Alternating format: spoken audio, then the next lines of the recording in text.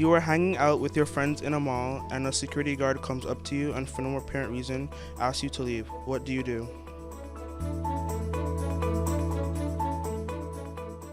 I'll follow his rules and I'll leave, sir.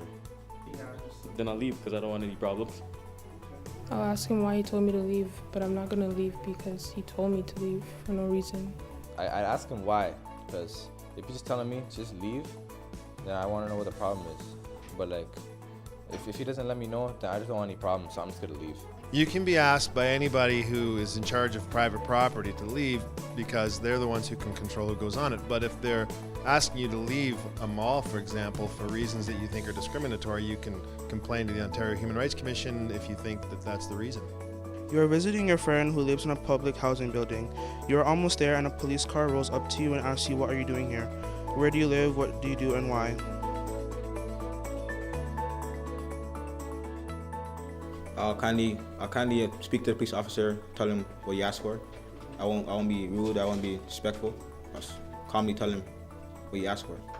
I'll tell them where I live and what I do and why. Yeah. I'll walk away. I'm gonna tell him what I'm doing here, but I won't exactly tell him where I live. I'd ask him why he's asking me where I live first. Then if he gives me a reasonable answer, then I'll give him. I'd probably tell him where I live because you could trust the police, I think. But I just tell him I'm on my way to my friend's house. No, nothing's up.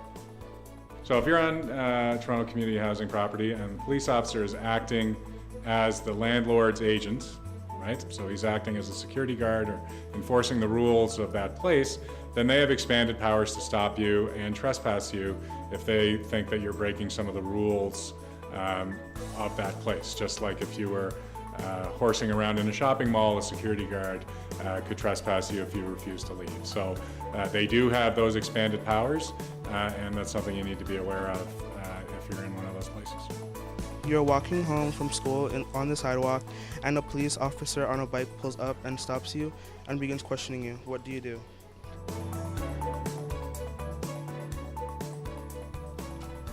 I'll just answer his questions. I'll be as polite as possible. Try to remain calm in the situation. Answer his questions. And then walk away again. First I'll ask him why did he stop me, and if he gives me a reasonable answer, then I'll answer his questions.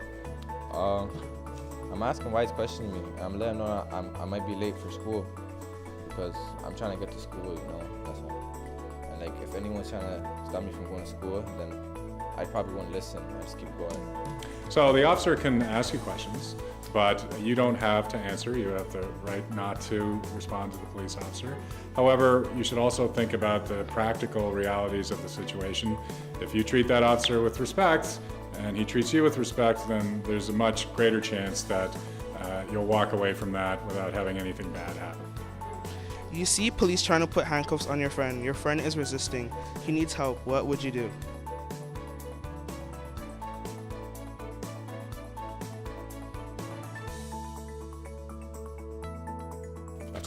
I'll speak to the police officer, ask him what's going on.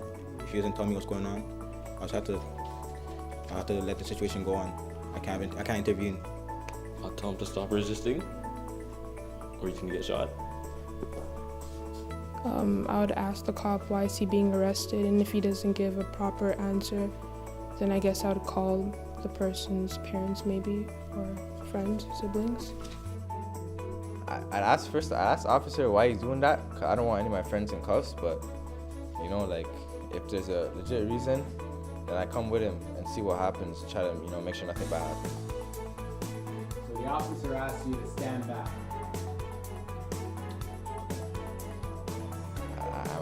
I wouldn't be able to stand back because, you know, like, I'd feel ways after when I just see my friend in a cop car just leaving.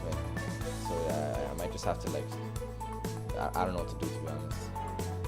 Well, the police have the power to question individuals separately and to go up and to interrupt a police officer while he's questioning someone. That could be seen as interfering with the investigation, and the police have the right, the legal right, to ask you to stand back. And my advice would be to stand back, As long as that officer is being respectful and no one's being hurt or anything like that, there should be no problem. And you need to stand back, and no one wants you to be caught up in something you didn't think was going to happen because you thought you were helping your friend or your family member. If they have if it's a legitimate arrest, you cannot interfere with police physically. It would be a very bad idea. You could end up getting arrested yourself. You're in a library and an officer wants to see your ID. What would you do? I'll show him my ID. I'll also ask him what's going on. I'll show him my identification. I'd ask him why he needs my ID. Then if he explains to me, I'll just give it to him. What if he doesn't explain to you? Then I won't give him my ID. I ask him why he wants to see my ID because I don't like people asking questions like that and want to see my stuff, you know. But I'm asking why. What if he doesn't tell you? He just wants to see your ID. Then I might have to pull it out because, you know, I don't want anything bad to happen. So he's acting as a security guard or enforcing the rules of that place, then they have expanded powers to stop you and trespass you if they think that you're breaking some of the rules of that place.